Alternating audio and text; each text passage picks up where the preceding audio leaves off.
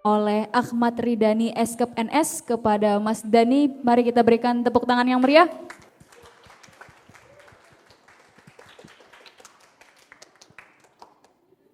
Oke, Bismillahirrahmanirrahim. Assalamualaikum warahmatullahi wabarakatuh. Oke, tadi Dokter Dina tadi materinya sebentar sekali ya.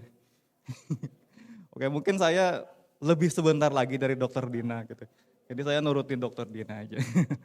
Oke, perkenalkan dulu, nama saya Ahmad Ridani, biasa dipanggil Dani, Mas Dani, atau Bang Dani. Tapi jangan dipanggil Pak ya, saya masih muda, umur saya 20 tahun, tambah 10. Panggil Mas, jangan dipanggil Pak, teman-teman IGD itu sering manggil saya Pak, memang setua apa saya. Si muda saya. Oke, di sini saya diberi kesempatan untuk menyampaikan materi mengenai komunikasi efektif menggunakan metode SBAR dan TBAK.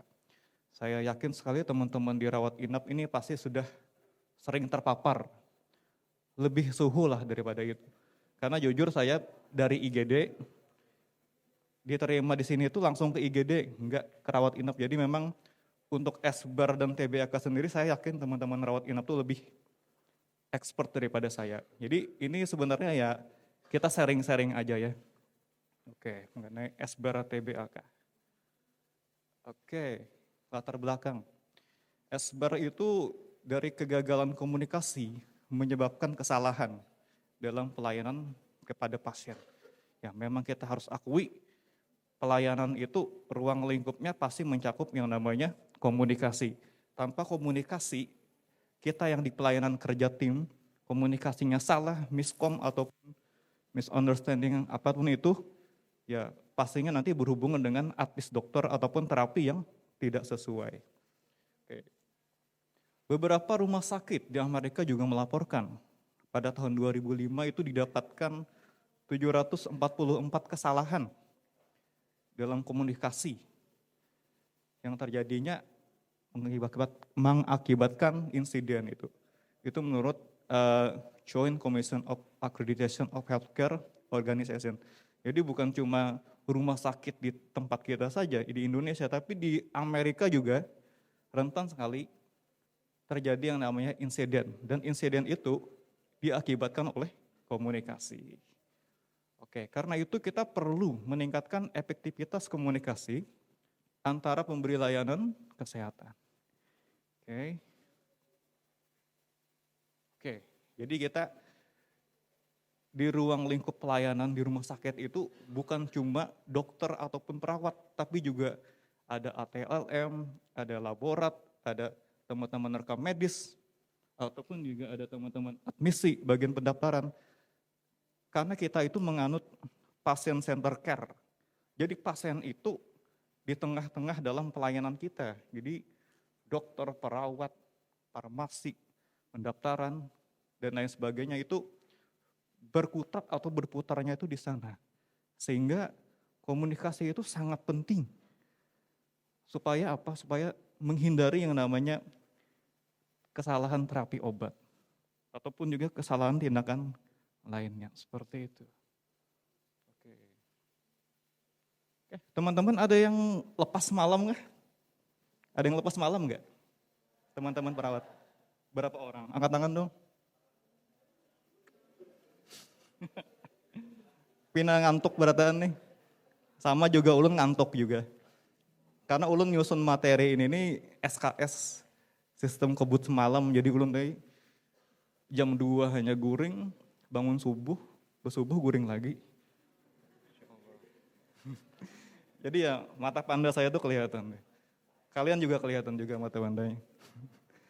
Oke, jadi walaupun sebenarnya materi ini saya edit dari mentor saya ya. Saya nggak mungkin juga bikin dalam satu malam materi seperti ini.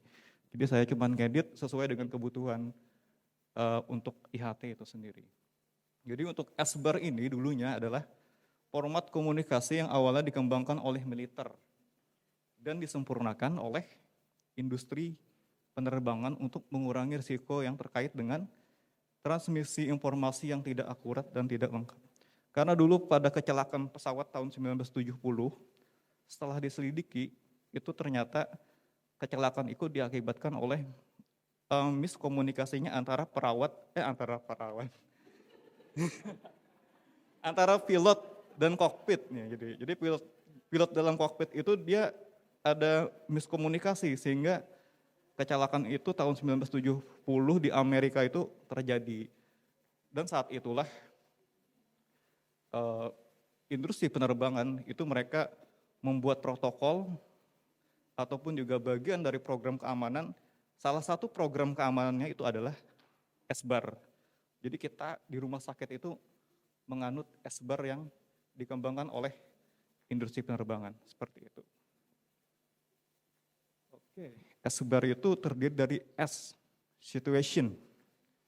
Apa yang terjadi saat ini? B, background. Apa keadaan yang mengarah pada situasi ini? Terus yang A, assessment. Apa masalahnya? Terus R, recommendation. Apa yang harus dan telah Anda lakukan untuk mengatasi masalah tersebut? Oke. Sampai sini ada yang paham? Kalau teman-teman rawat inap, insya Allah saya yakin paham gitu. Mungkin SBAR ini sebenarnya bukan cuma digunakan untuk perawat ke dokter, tapi juga bisa digunakan untuk perawat ke perawat lainnya, ataupun juga dari tenaga lab ke perawat itu bisa. Jadi hampir semua lini ataupun profesi bisa menggunakan SBAR. Tapi memang ya yang kita ketahui SBAR itu kita gunakan untuk komunikasi dari perawat ke dokter melalui telepon, seperti itu. Oke, kapan SBAR itu digunakan? SBAR itu digunakan untuk melaporkan kondisi pasien ataupun nilai kritis pada pasien. Oke. Terus yang kedua, saat serah terima pasien atau handover, itu sebenarnya kita sudah menggunakan format SBAR.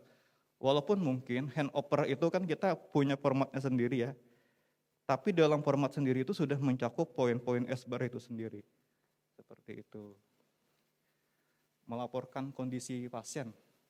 Oke, saya keliling dulu. Oke. Mas, siapa namanya Mas? Pernah nelpon dokter? Belum pernah? Nerima telepon dari DPJP pernah? Belum juga? Oke. Oke, nanti kita sambil belajar. Oke, saya ke sebelah lagi.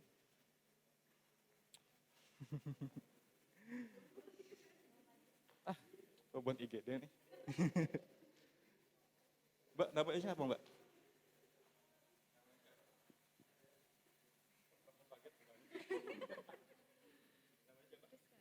Rizka, oke. Mbak Rizka pernah menghubungi DPJP. Apa yang Mbak Rizka laporkan saat menghubungi DPJP? Kondisi pasien.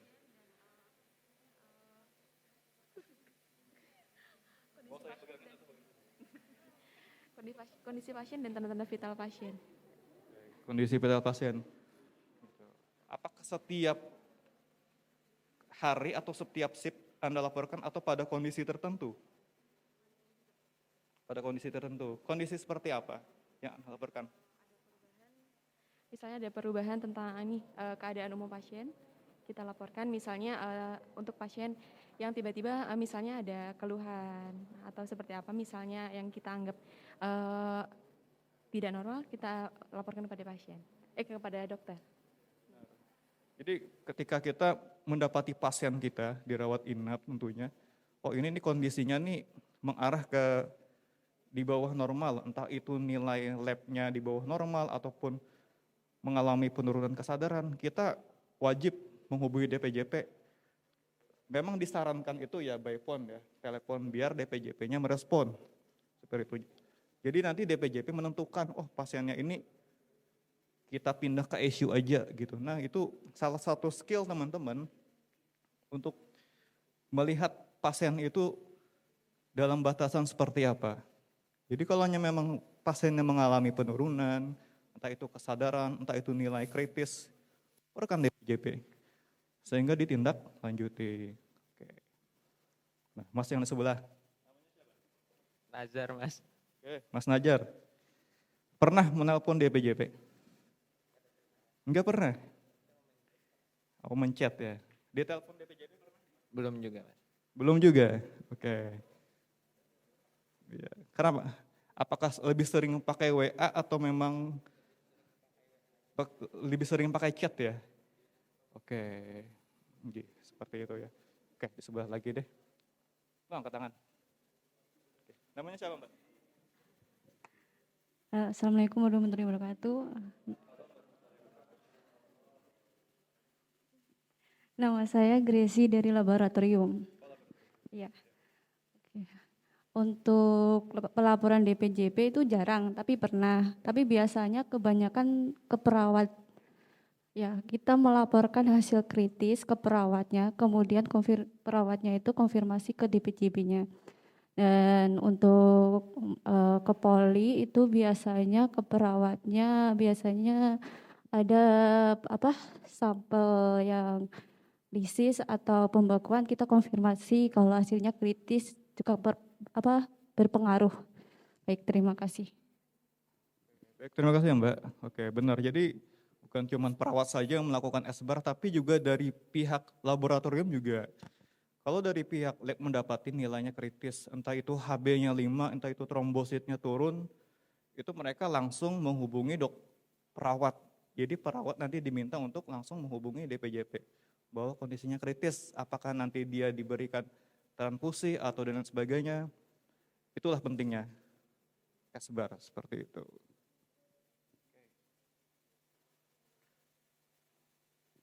Oke, bagaimana melaporkan kondisi pasien dengan komunikasi efektif, yaitu menggunakan SBAR. Mohon maaf, saya agak pilek.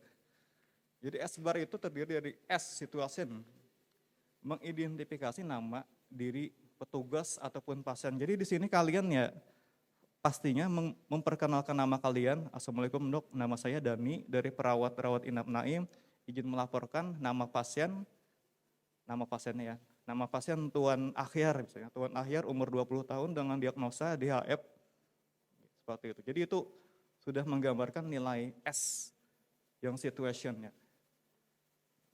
Oke. Terus untuk yang B-nya, background itu adalah apa latar belakang informasi klinis yang berhubungan dengan situasi. Jadi itu termasuk diagnosanya, obat-obat yang sudah masuk apa aja, apakah dia alergi sama obat itu atau tidak, tetap dilaporkan. Tanda-tanda vital terbaru juga. Ataupun hasil lab yang sudah keluar, seperti itu, dilaporkan saja. Dan juga tentunya temuan klinis terbaru, seperti itu. Terus yang A, assessment, itu berbagi hasil penilaian klinis Anda. Jadi apa temuan klinis Anda? Yang pastinya itu adalah nilai TTP. Jadi dari apa yang pian TTP, tensinya, nadinya, suhunya, itu dilaporkan juga.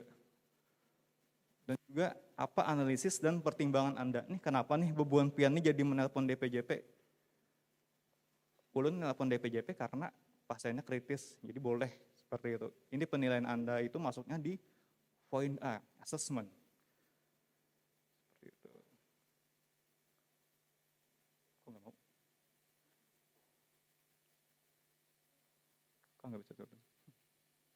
Oke, yang R, recommendation, itu apa yang Anda inginkan terjadi dan kapan. Jadi ini memuat tindakan atau rekomendasi yang diperlukan untuk memperbaiki masalahnya. Pasiennya di AF hari ketiga, trombositnya turun. Gimana nih dok, apakah perlu diberikan obat asam tranexamat? Nah itu rekomendasi kita. Tapi juga disertai dengan mohon advisnya dok, seperti itu. Terus apa solusi yang bisa Anda tawarkan? Kemudian apa yang Anda butuhkan dari dokter untuk memperbaiki kondisi pasien? Seperti itu. Mohon advice-nya dok. Tuh.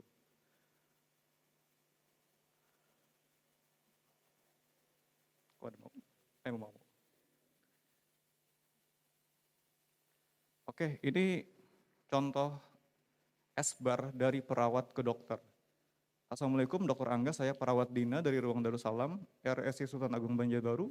Izin melaporkan pasien dok atas nama Tuan Andre usia 35 tahun dengan diagnosa DHF grade 3, pasien malam ini mengalami perdarahan di gusi. Hasil pemeriksaan trombosit hari ini jam 6 itu nilai trombositnya tuh 50.000 GD per DL. Itu yang S-nya ya. Terus yang B-nya, background-nya, pasien hari ini, hari perawatan kedua dok, trombosit sebelumnya yang 80.000, jadi turun ke 50.000. Dan terapi sebelumnya hanya diberikan Pimahes. Pimahes itu kalau di sini Wihades ya mungkin ya. Dan juga PCT 3 kali 500 mg. Asesmennya, ini dari penilaian bubuhan pian. Tren trombositnya cenderung menurun dok. Perdarahan hanya terjadi di area gusi, tapi tidak ditemukan petiki. TTP-nya stabil aja dok, 120/80, nadinya 80, respirasinya 20, temnya 37,5. Terus masuk ke recommendation. Bagaimana dok tata laksananya? Apakah perlu diberikan tranexamat? Mohon advis selanjutnya dok. Seperti itu. Jadi ketika teman-teman melaporkan ke dokter, itu harus disertai dengan TBAK. Nanti kalau dokternya menjelaskan advisnya, kata dokternya berikan advis A, advis B, advis C, obatnya obat A, obat B, obat C. Ketika teman-teman mendengarkan advis dokter, itu gunakan TBAK, tulis. Karena saya yakin, bukan cuma teman-teman sih, saya sendiri juga ingatannya memang tidak terlalu tajam. Jadi ketika ada advis, dipastikan, diharuskan teman-teman itu menyiapkan alat tulis. Jadi ketika dokter komunikasi via telepon, tulis advis dokter. Kata dokter advisnya A, B, C. Jadi bebuan pian tulis A, B, C. Terus tindakannya pulang, kata dokternya ronsen dada, tulis pian ronsen dada. Karena kalau teman-teman hanya mengandalkan ingatan, saya yakin teman-teman mungkin bisa lupa atau ada advis yang mungkin terlewat. Seperti itu. Ketika ditulis, bacakan ulang lagi. Oh ya dok, izin membacakan ulang advis yang pian sampaikan. Jadi advisnya tadi, bujurlah dok, obat A, obat C, obat C. Setelah itu tindakannya di torak. Apakah benar demikian dok? Itu yang tanya, konfirmasi. Iya benar. Nah, ketika dari DPJP sudah mengkonfirmasi, baru teman-teman itu pakai stempel apa ya? TBK kalau nggak salah ya. Pakai stempel TBK, teman-teman menuliskan SBR-nya di CPPT, nanti dokternya yang harus memverifikasi dalam waktu 1 kali 24 jam. Oke, ini SBR dari dokter dari perawat ke dokter.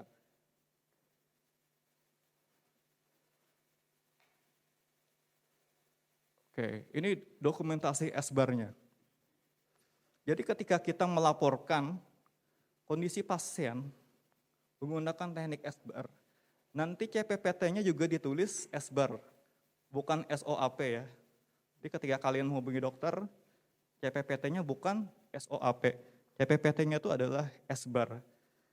Nah, sedangkan ketika teman-teman mendapat telepon dari dokter, itu nggak perlu pakai SBR, cukup hanya pakai narasi. Contohnya seperti apa? Seperti ini. Nah ini contohnya. Ini contoh kalau teman-teman itu melakukan SBAR ke dokter. Jadi bukan SOAP, pakai S, B, A, R. Seperti itu. Nanti di situ dijelaskan juga. Seperti kondisi klinis pasien, intervensinya apa aja, terus juga yang R-nya itu memuat advis dari dokter, seperti itu. Jadi ini SBAR ini kalau memang teman-teman menghubungi dokternya. Ketika teman-teman menghubungi dokternya menyampaikan advis, silakan teman-teman catat advisnya. Dokumentasinya dalam bentuk SBAR seperti ini. Oke, ya. Jadi bukan SOAP, tapi SBAR. Ada yang ditanyakan? Khususnya teman-teman rawat inap? Oke. Assalamualaikum warahmatullahi wabarakatuh. Perkenalkan, nama saya Eka Supriyatna dari unit Aden. Mungkin di sini saya ingin sharing aja Kak, sama juga setelah kalian bertanya. Jadi saya ingin bertanya, menurut aturan SNARS, SBAR itu yang benar seperti apa? Karena selama saya sudah sekitar 7 bulan lebih di sini bekerja, SBAR itu yang saya tahu itu bagian TTP-nya itu kami taruh di bagian background. Sedangkan A itu hanya kami tuliskan masalah keperawatan. B-nya itu bagian TTP kan. Kemudian yang menurut penjelasan Pian tadi, A-nya itu yang seharusnya ada TTP. Oke. Jadi yang mau saya tanyakan, yang SBAR yang sebenarnya yang menurut aturan SNARS itu yang bagaimana? Agar kami bisa perlahan maksudnya merubah di ruangan kayak gitu. Nah yang sesuai dengan aturan SNARS. Kemudian untuk yang tebak, kami kan kebiasaan di ruangan itu adalah nama DPJP-nya itu di bawah, nama perawatnya di atas. Oke. Lalu untuk red bag, yang kami tahu red bag itu kan sekarang sudah tidak dipakai lagi yang setelah akreditasi. Jadi itu bagaimana? Kemudian juga mohon maaf melenceng dari ini, untuk yang bagian asuhan keperawatan apakah masih dipakai tulisan telah dibaca oleh dokter? Karena di ruangan sekarang telah dibaca itu tidak lagi dipakai. Tapi kami masih ada toknya di ruangan. Jadi sebenarnya itu harus tetap dipakai atau bagaimana? Karena di ruangan aden itu kan ada dua, ruangan untuk dewasa dan ruang anak. Untuk pasien dewasa kebiasaannya dokternya itu masih menandatangani di bagian paling belakang yang asuhan keperawatan yang kita menerima pasien. Kalau untuk dokter anak tidak memberikan tanda tangan kayak gitu. Jadi yang saya tanyakan tuh SBAR yang sesuai aturan bagaimana, kemudian apakah kami sudah harus perlahan-lahan juga mengikuti seperti ini atau bagaimana. Terus misalkan memang sudah ada aturannya, apakah bisa nanti dari Pian mengirimkan ke kami yang aturannya standarnya bagaimana. Jadi kita kan bisa sama-sama saling berubah menjadi lebih baik dan juga sesuai dengan SNARS kayak gitu. Karena yang saya tahu dari manajemen, yang dulu saya pernah belajar juga bagian manajemen keperawatan, SBAR itu memang tidak sesingkat, maksudnya memang panjang kayak gitu. Nah, S-nya ini, B-nya ini, A-nya ini, R-nya ini kayak gitu. Dan kita kan di ruangan rata-rata itu sering melaporkan kondisi pasien itu kan seringnya lewat WA. Jadi kan kita hanya beberapa sedikit aja mendapatkan advice dari dokter kayak gitu. Nah, paling cuma misalkan ada memang kondisinya gawat sekali, kita pasti akan langsung lewat telepon. Dan itu pun mungkin kita melihat juga dari kondisi si dokternya apakah lagi sibuk atau bagaimana kayak gitu. Mungkin itu aja karena memang saya juga sudah sedikit lupa dengan SBAR yang sesungguhnya bagaimana. Mungkin itu aja, terima kasih. Assalamualaikum warahmatullahi wabarakatuh.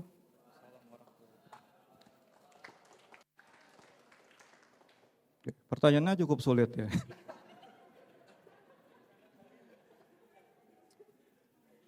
Oke, jadi saya akan sampaikan karena memang pertama saya memang bukan perawat inap, ngeles ya. Oke, jadi yang saya sampaikan tadi, SBAR tadi, yang format SBAR yang saya sampaikan, itu sebenarnya format untuk menghubungi DPJP. Jadi itu yang saya sampaikan, S-nya apa, B-nya apa, A-nya, dan R-nya itu format untuk melaporkan ke DPJP. Sedangkan SBAR untuk dokumentasi, itu kalau boleh jujur kita saat ini masih belum kita rapatkan. Jadi terima kasih kepada Mbak Eka, ini jadi bahan juga untuk kami, untuk teman-teman keperawatan supaya merancang ataupun menyusun penulisan dokumentasi SBAR yang benar itu seperti apa. Oke. Karena tadi itu yang saya sampaikan memang SBAR, tapi komunikasi ke dokter, komunikasi ke DPJP. Sedangkan dokumentasinya kita saat ini masih masih belum kita rapatkan.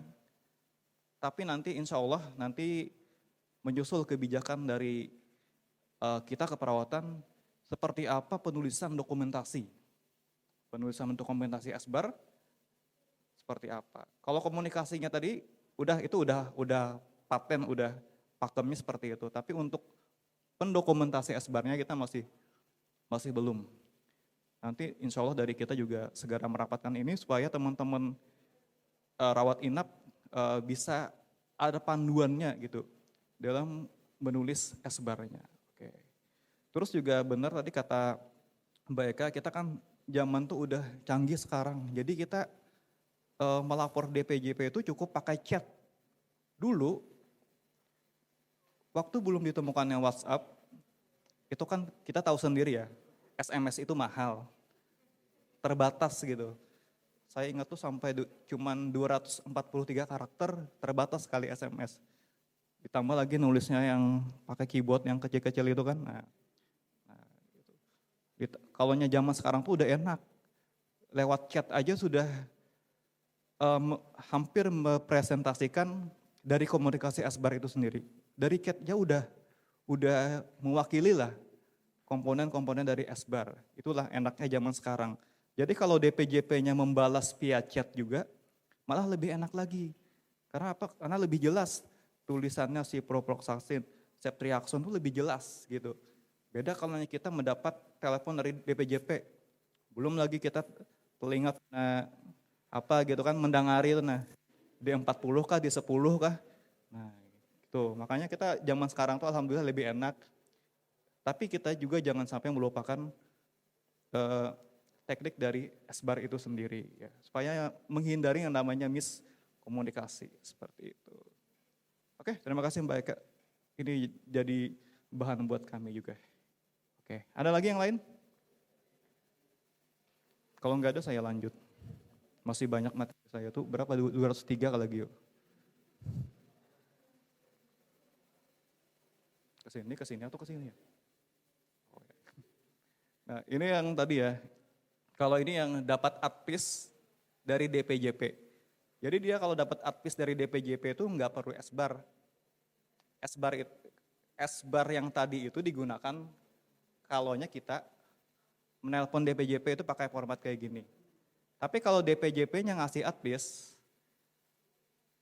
cukup teman-teman narasikan seperti ini. Karena apa? Karena dalam CPPT itu yang namanya obat-obatan dan tindakan itu harus terdokumentasi di CPPT. Kalian tidak bisa beralasan, ini obatnya ada nih dari WA-nya dokter Angga, nggak bisa. Jadi WA-nya dokter Angga itu salin ke CPPT. Narasinya seperti ini. Jadi teman-teman itu kuatlah dasar hukumnya di CPPT ataupun pada pendokumentasiannya. Seperti itu. Cukup narasi aja. Menerima telepon ataupun juga menerima chat. Gitu. Bahwa ada tambahan advis, terapi ondansetron, ataupun pindah ke ICU. Tulis seperti itu. Jadi jangan sampai kalian beralasan, ada kok nih buktinya dari chat. Enggak. Kita bukti itu dokumentasinya harus ada di CPPT. Kesini ya.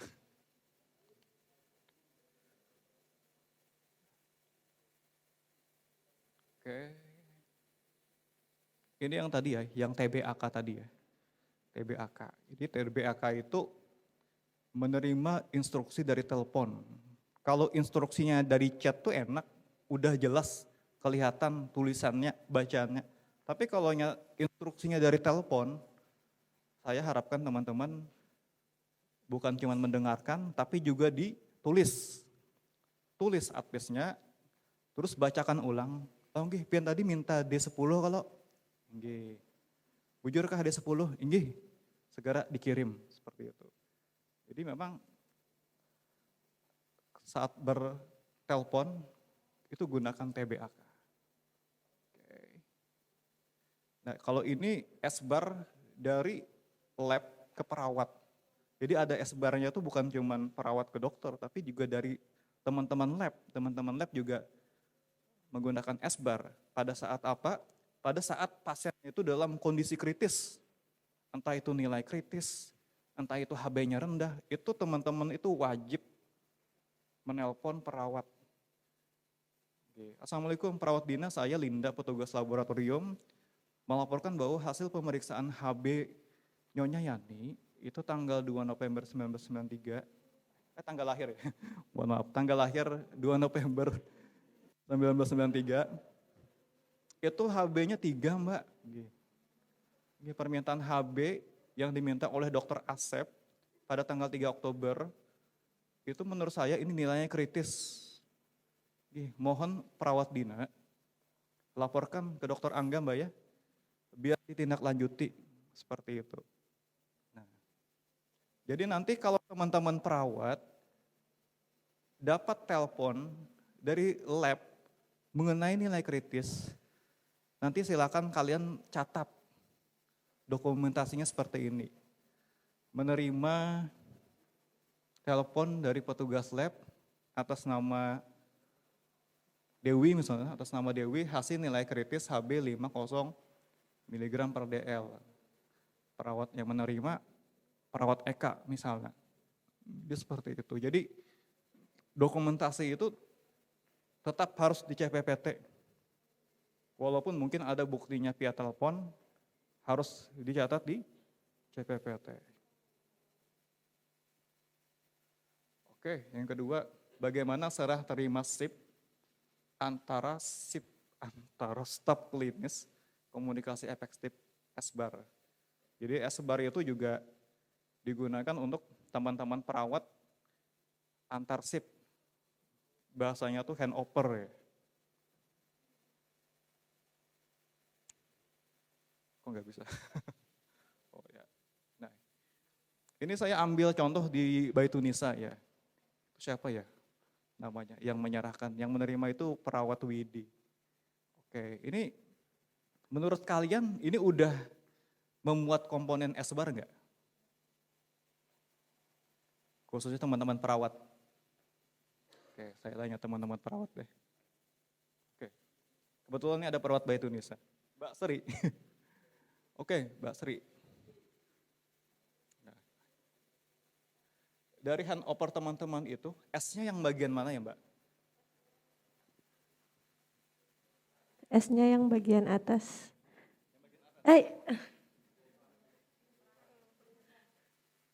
Itu yang nyeri apa tuh? Nyeki pas op. Itu S. Terus yang bagian O-nya yang mencakup terapi, DPJP, kemudian tindakan,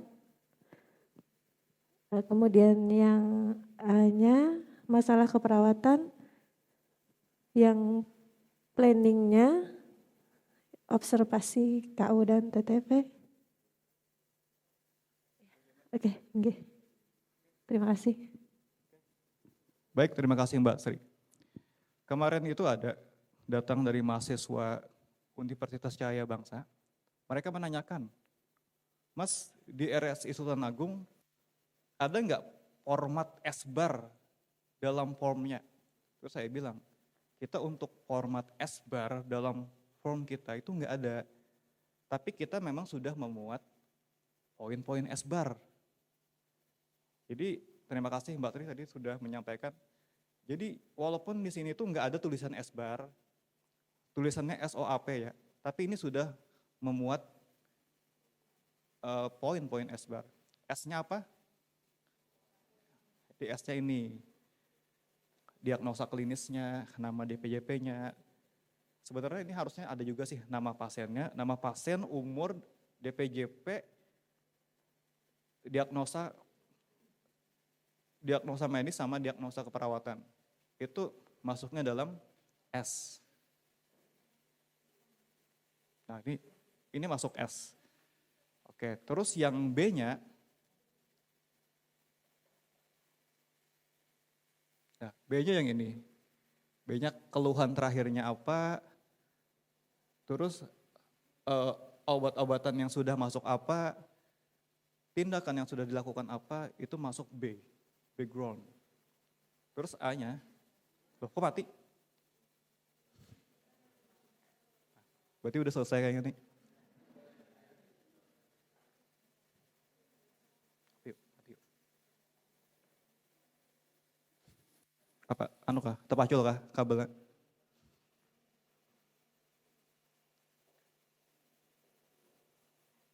Oke, mohon maaf ya, ini kesalahan teknis.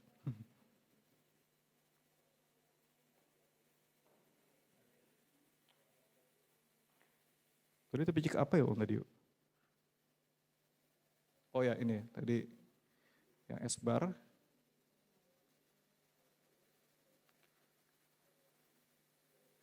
Saya ini bingung nih, ininya ke sini atau ke sini.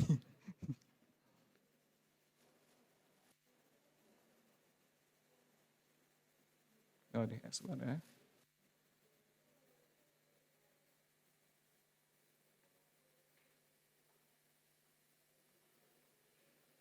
Agak anu ya, tombolnya nih agak agak ceket gitu.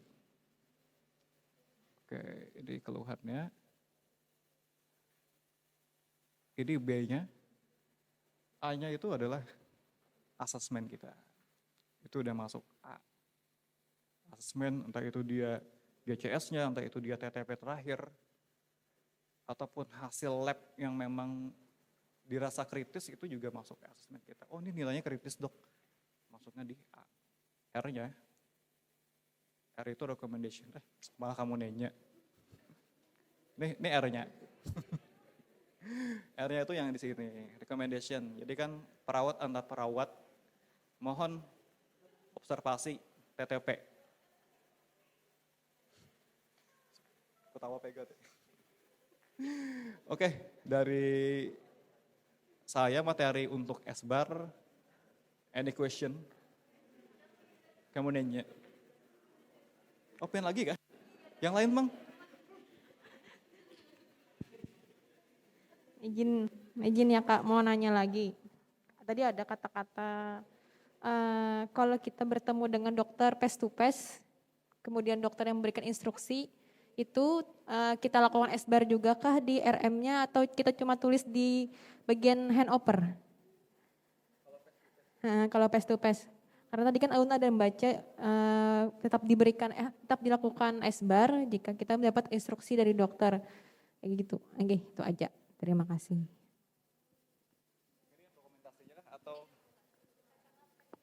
Oke. Yang face to face tadi ya, sebenarnya ya face to face baik itu dia via telepon, baik itu dia langsung ketemu dokter, itu memang dari kita masih belum menyusun. Dokumentasinya kita masih belum menyusun. Nah, jadi untuk pendokumentasian S-bar-nya itu masih belum Mbak. Harapannya kita secepatnya kita susun supaya teman-teman itu enak kerjanya. Dokternya ngasih advis, piannya mendokumentasinya di CPPT. Seperti itu. Oke. Mohon maaf Pak ya, belum memuaskan jawaban pian.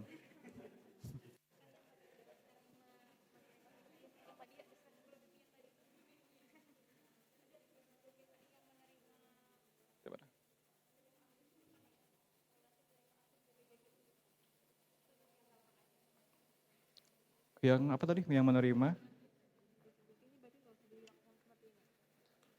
Oh, sebenarnya itu kalau di Semarang itu seperti itu Mbak.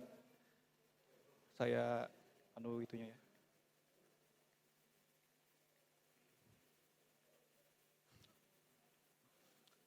Anunya nih kayaknya perlu diganti Mas ini. Perlu diganti atau ulunnya yang diganti. Maksudnya lain ulun pematerinya tuh nah. Dokter Dina dia materinya mana ya? Pas ulun materi.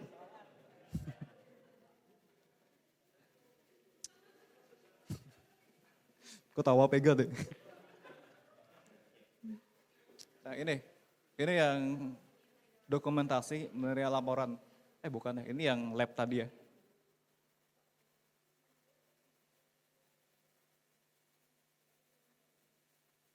Ini kesini, ketok kesini.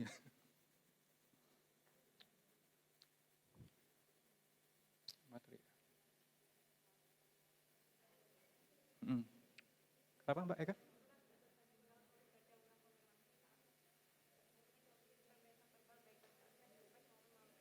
Oh ini yang ini. Kalau TBAK ini kan kita tuh mencatatnya tuh random. Boleh di kertas kosong. Boleh, kalau kayaknya TBAK ini kan telepon dari DPJP, kita pakai TBAK. Kita ketika menerima telepon ataupun face to face dengan DPJP, DPJP nih ngasih instruksi, entah itu by phone ataupun secara langsung, itu gunakan metode TBAK. TBAK itu apa? Tulis. Ujar dokternya, advisnya ABC. Nah, jadi tulis saja, tulis, bacakan ulang, baru konfirmasi, bujur ke dok, advisnya ABCD, bujur. Nah, ini itu pian TBAK-nya tuh di itu aja, di kertas kosong aja, sekadar memvalidasi advis dari beliau. Seperti itu aja, boleh di kertas kosong. Kalaunya di CPPT kita masih belum. Boleh juga di handupper benar. Nanti kita masih menyusun juga sih pendokumentasian SBAR itu seperti apa nantinya ya. Oke, ada lagi yang mau Bu Buan Pian tanyakan? Ya.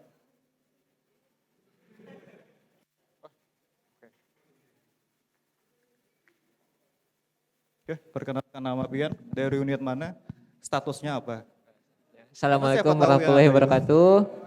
Assalamualaikum warahmatullahi Ya, wabarakatuh. perkenalkan Ulun Randy Hidayat dari unit Mawas, satu sudah menikah. Kebetulan si Ulun lagi di belakang. Ya, Oke, jadi teman-teman sabar. Oke. Ya, Sudah Mas menikah nih. izin bertanya untuk misalkan kita menerima pasien baru dari poliklinik atau dari IGD misalkan, itu perlu apakah kita misalkan lapor ke DPJP, dari DPJP misalkan tidak ada advis, misalkan terapi lanjut aja, itu perlu kita SBAR atau hanya kita tulis menerima pasien baru aja? Karena kan mau kita SBAR pun misalkan terapinya sudah jelas yang sudah diberikan, seperti itu. Kecuali misalkan ada perubahan terapi, misalkan infusnya diinstruksikan RL, tiba-tiba diganti asering, misalkan pasien mau operasi misalkan, baru di SBAR kayak gitu atau gimana Mas, misalkan terapi lanjut aja kayak gitu dari DPJP. Mungkin itu aja sih Mas dari saya, terima kasih. Wassalamualaikum warahmatullahi wabarakatuh. Waalaikumsalam warahmatullahi wabarakatuh. Oke, itu biasanya kalaunya pasiennya dari IGD ke ruangan ya.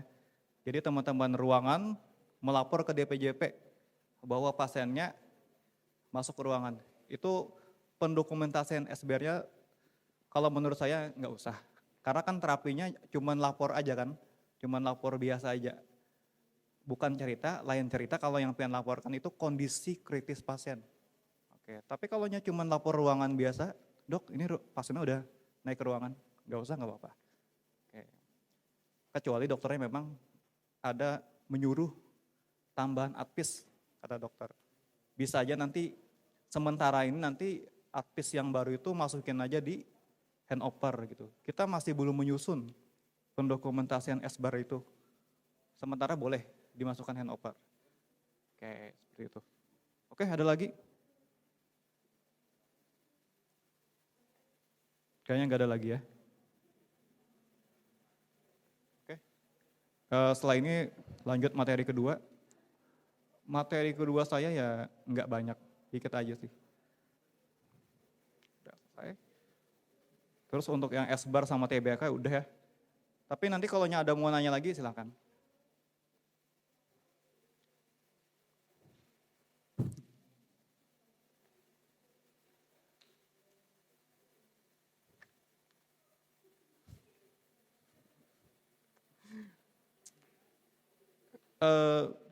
Dokter Rina bisa bantu ganti materi yang kedua?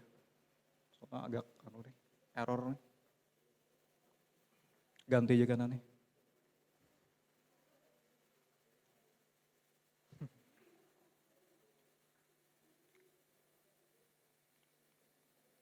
Baterainya nggak habis yuk.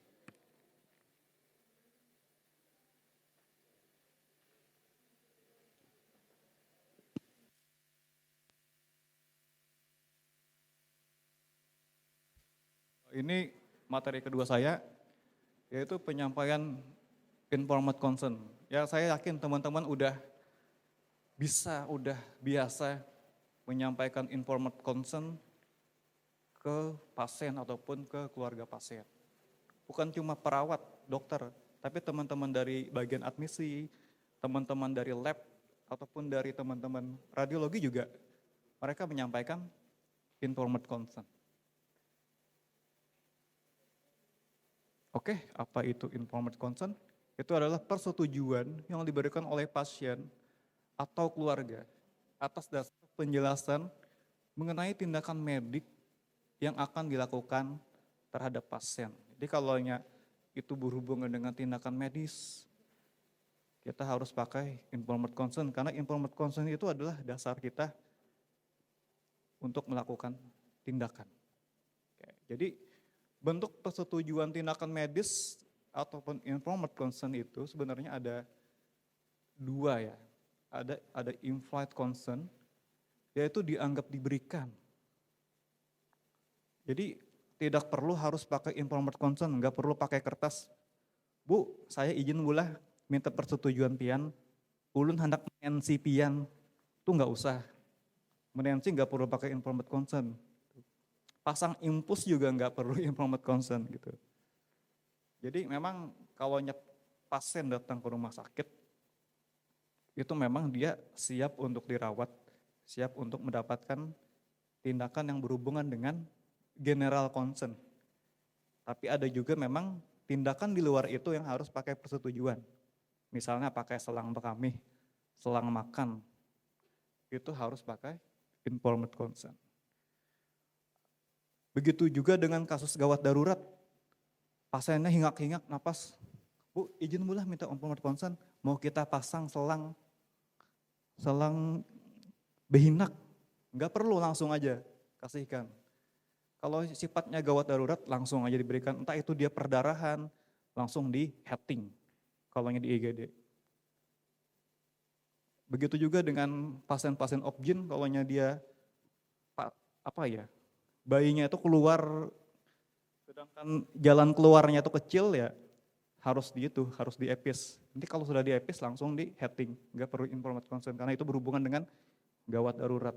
Karena kalau bebuhan pian epis, kada ujar pasiennya, ulun kada hendak dijahit ya malah perdarahan gitu, ya harus tetap dijahit. Jadi memang ini nggak perlu dibikinkan dalam bentuk surat tertulis informed consent.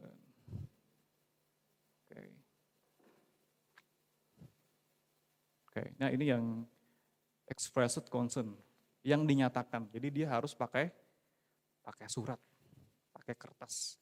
Ada hitam di atas putih. Itu dalam tindakan medis yang bersifat invasif dan mengandung risiko. Dokter sebaiknya mendapatkan persetujuan secara tertulis, yang secara umum dikenal di rumah sakit sebagai surat izin operasi.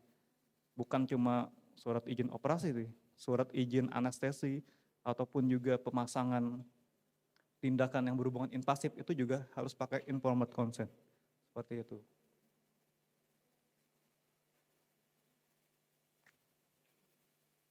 Oke, jadi ini komunikasi saat pemberian informed consent. Persetujuan yang diberikan setelah pasien mendapatkan penjelasan secara lengkap, sekurang-kurangnya mencakup ini. Jadi ketika teman-teman menjelaskan tindakan apa yang kalian berikan, itu paling enggak jelaskan dulu. Bapak izin, ulun hendak memasang selang bekami pian. Karena pian ini kalau kami, kalau pian kada dipasang selang bekami, nanti takutnya kandung kemih pian penuh. Makanya kita pasangkan selang bekami supaya pian lancar. Supaya apa? Supaya kandung kemih pian itu tidak penuh, tidak bengkak. Seperti itu. Jadi jelaskan aja. Tindakan medisnya, tata caranya apa, risikonya apa kalau tidak dipasang. Seperti itu. Saya yakin teman-teman udah menjalankan ya. Tapi sambil juga kita sambil sharing, sambil berbagi juga, kalau mungkin siapa tahu teman-teman masih ada yang tidak mengetahui mengenai itu.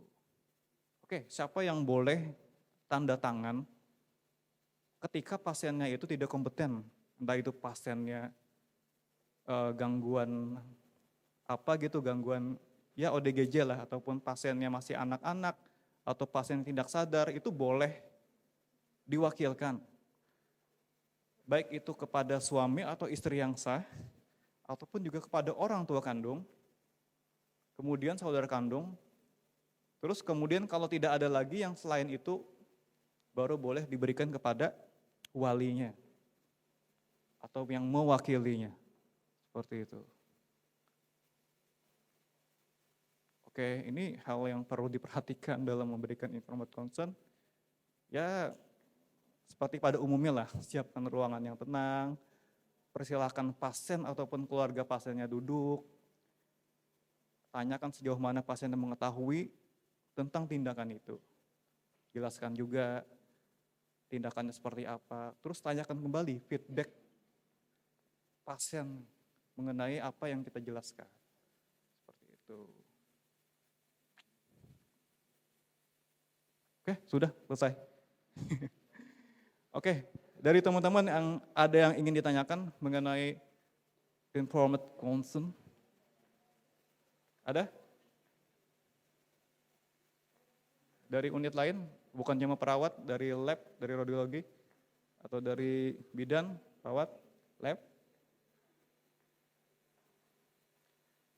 Kalau tidak ada, kita cukupkan.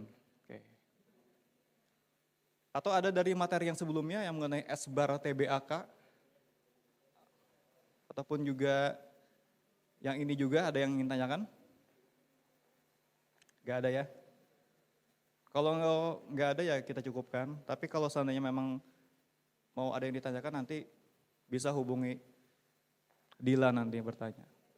Jangan langsung ke saya. Oke, Mbak Dila, dari Ulun itu saja. Terima kasih, salah hilap, mohon maaf. Assalamualaikum warahmatullahi wabarakatuh.